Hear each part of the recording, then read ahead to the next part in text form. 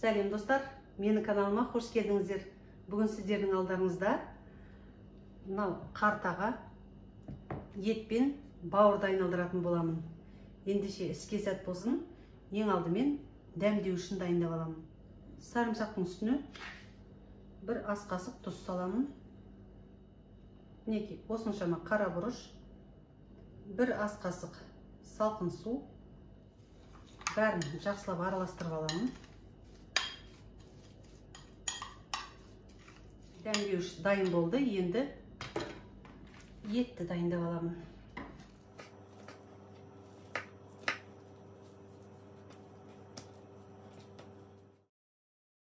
Қартаның көлеміне қарай бауыр міне шағындалып дайын тұр. Бауырдың қабығын алып тастауға болады. Мінекей, алып тастадым. Енді оның қабығын алмаса да болады. Етке де дәмдеуішті жақсылап жағып аламын.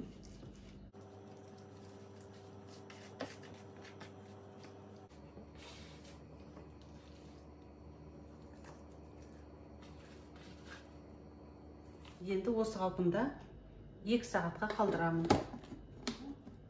Достар, қарта тазаланып жуылған. Енді тек мен бұның бездерін аламын.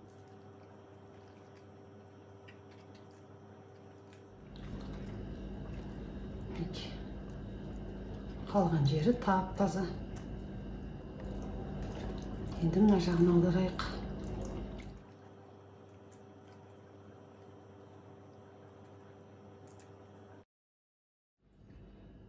Ет пен бауыр дайын, қарта да дайын. Қазір енді осы қартаның ішіне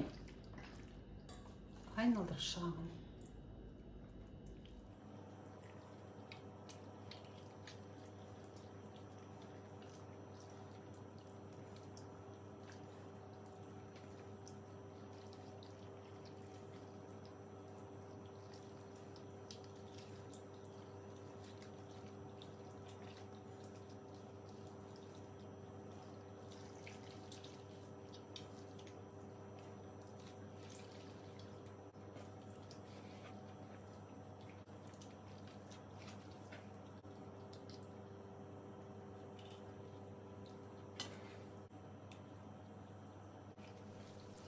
Екінші қартаға енді бауырды айналдырамын.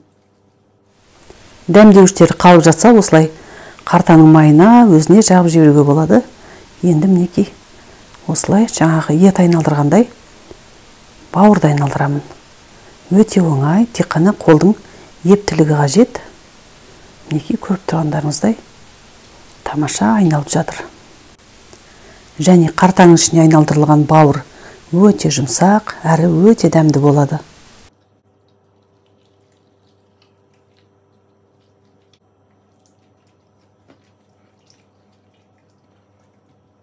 Бұның да екі шетін зубочисткамен түйреп бекітіп қоямын.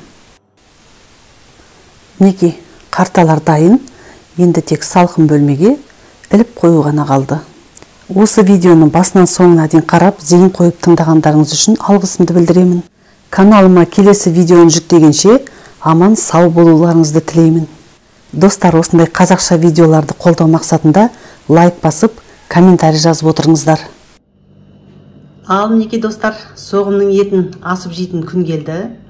Бұл жерде осы күндері дайындаған шұжық, шекке айналдырылған қазы, қартаға айналдырылған бауыр, осыларды қазір қазанға салып асатын боламын.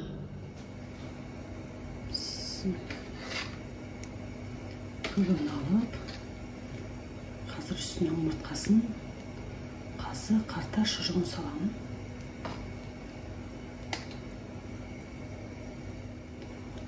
Алдында қара көбігін алып алған болатынмын. Енді жаңағы мүшелерін саламын.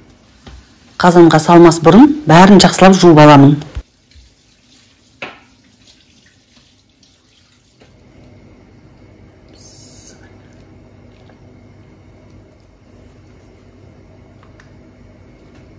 Бәрі жуылған.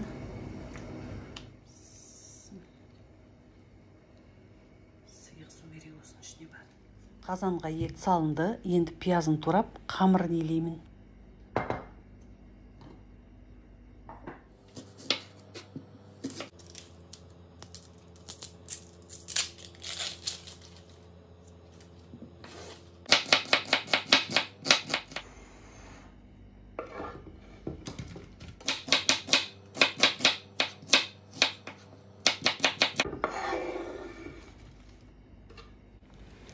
Дәмін келтіріп, тұзын салып, 1-2 лавр жапырағын қосып, алып қоямын.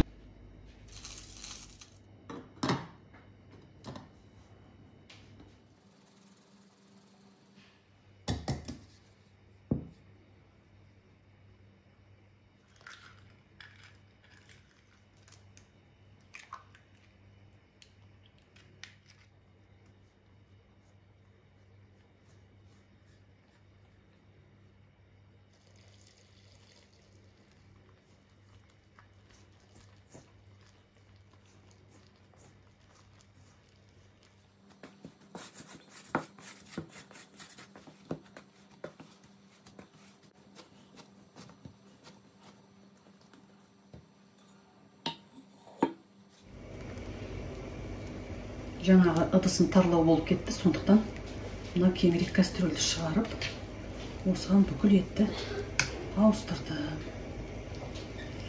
Енді жайлап баппен ақын қайнап жатыр. Еттің сорпасын сапырған сайын ағарып, қоюлана түседі. Сондықтан ара-тұра сапырып тұруды ұмытпаймыз.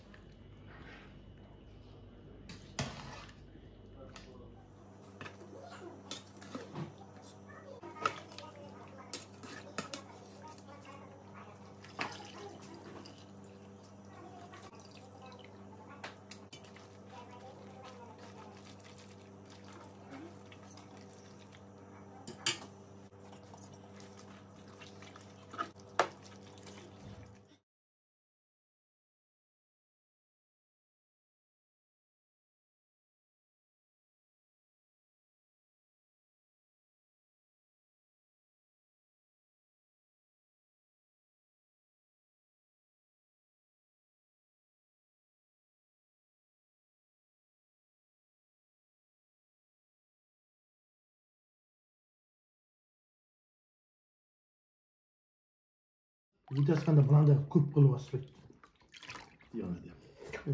Естіп те жүрген сияқты. Бірақ бізде мынандай коптить етеді дейтін жоқ, былай сүрлейді ғой.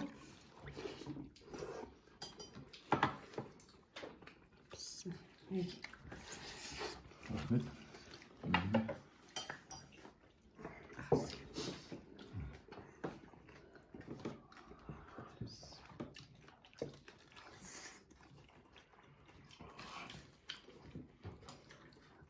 Сонау Ақтаудан келгенне Берікбол бауырымыз, Ғазиза келініміз екеуі. Рахмет сізге. Бұйырған кетпейді, қуған жетпейді дейтін екен. Берікбол саған осы бүгінгі ас бұйырып тұр. Рахмет. Едіңіз лучше болсын. Сізден ақаңызда бізден екі кәмпір жүрген. Еркелеп қалды.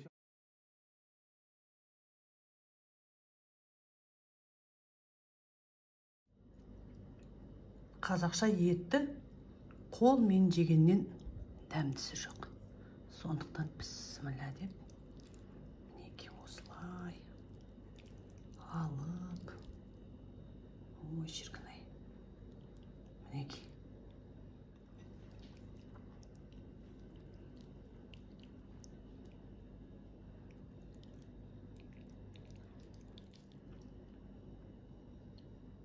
Астарыңыз дәмді болсын. Бауыр айналдырылған қарта. Мінекей. Сіздер де осылай жасап көріңіздер. Өте дәмді. Мынау қартаның ішіндегі бауыр қатпайды екен, жұмсақ болып әдемі піседі.